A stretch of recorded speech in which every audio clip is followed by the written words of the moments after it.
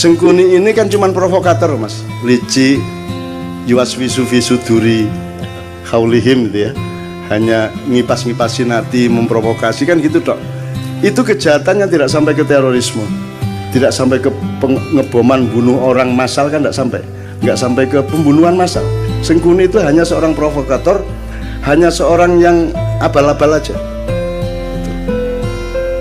Itu dahsyat. Menurut saya sangat tinggi kepribadiannya Sengkuni itu karena melihat sejarahnya Sengkuni. Sengkuni itu singkat kata, karena suatu hal seluruh keluarganya, bapak, ibunya dan saudaranya 100 orang dipenjara oleh Prabu Destoroto yang mengawini kakaknya Sengkuni ya.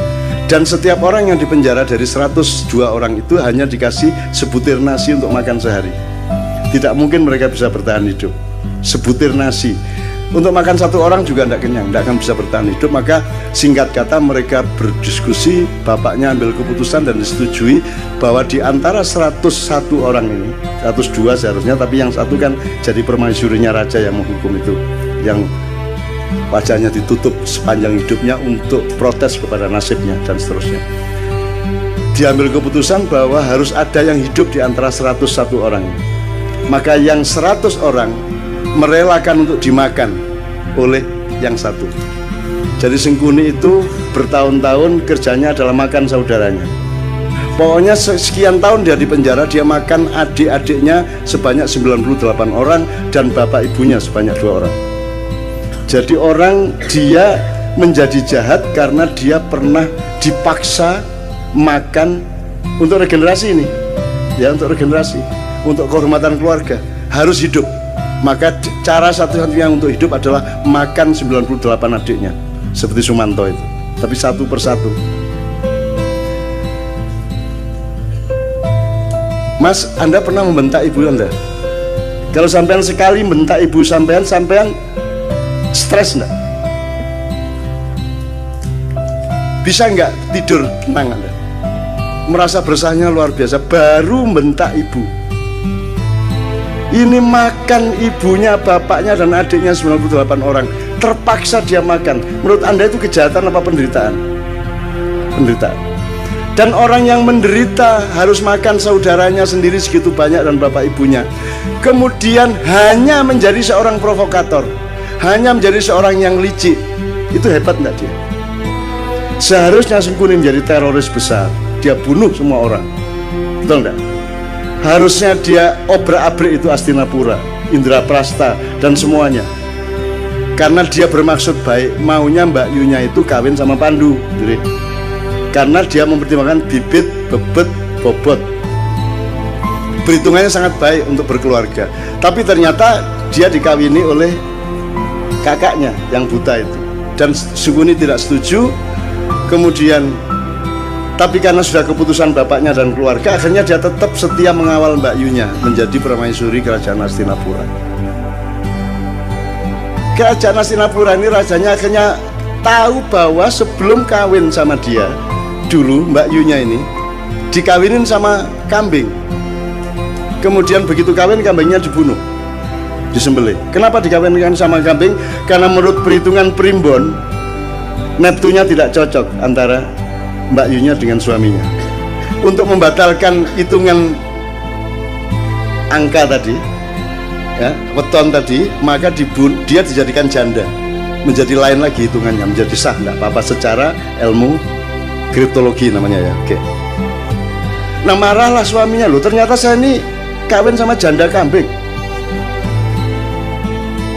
Marah dia, ditangkap semua, bapaknya Sengkuni, ibunya Sengkuni, adik-adiknya Sengkuni, 101 orang dikasih makan cuman sebutir beras satu orang. Akhirnya singkat kata Sengkuni makan itu, dan kemudian dia menjadi seorang provokator, seorang yang licik, yang culas.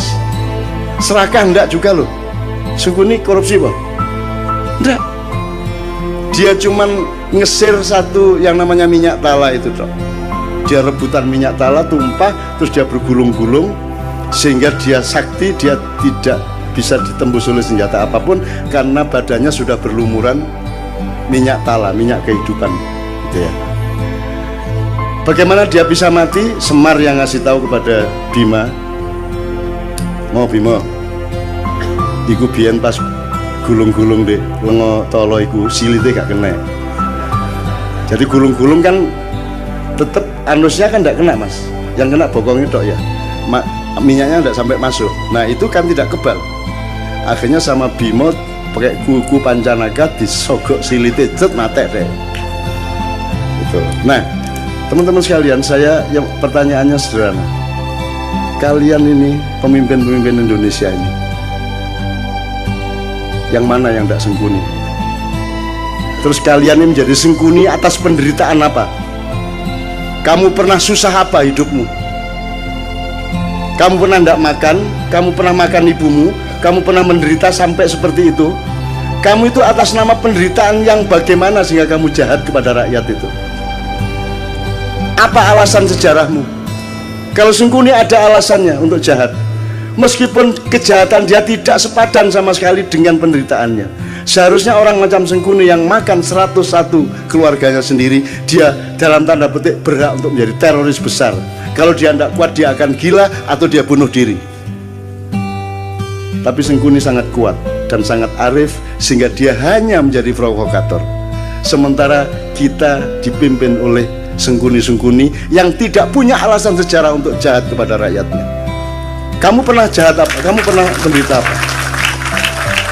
Wong kami yang tidak pernah utang seperti anak-anak utang. Kamu tidak pernah kredit seperti mereka. Kamu lancar-lancar saja kok. Ya toh? Kamu juga anak orang yang tidak miskin, cukup kaya sehingga kamu bisa nyalon kok. Urusanmu sama uang-uang besar. Atas nama apa kamu jahat kepada rakyatmu? Apa alasan sejarahmu? Ini apa toh? Allah mengatakan Allah tidak menyukai kata-kata yang diperjelas kejelekannya. Ya, apa? La yuhibbullahu al-jahra bisu'i minal qaul. Itu ya terjemahannya. Ya, terjemahannya. La yuhibbullahu al-jahra bisu'i minal qauli illa man zulim. Tidak, Allah tidak menyukai perkataan yang nyaring tentang keburukan kecuali orang yang didolimi. Jadi meso, ya boleh. Dendam, bagi orang yang didolimi. Wobol kon niku gitu ya. Itu Allah tidak suka kecuali kamu dalam keadaan dianiaya. Jadi kalau dianiaya, Allah membatalkan ketidaksukaan. Ya wis ora apa-apa wong kon menderita kok gitu loh. Itu hukum Allah loh. Nah ini Indonesia nih, kamu itu menderita apa sehingga kamu kejamnya begitu rupa kepada rakyat? Kamu pernah menderita apa? Kamu pernah miskin apa? Karena kamu pernah puasa kayak apa? Kamu pernah tirakat apa? Kamu lancar-lancar semua kok. Kamu bisa membayar miliaran kok jadi pejabat. Apa alasanmu untuk jahat kepada rakyat? Sengkuni saja tidak sejahat kamu, padahal dia penderitaannya ribuan kali lipat dibanding penderitaan hidupmu.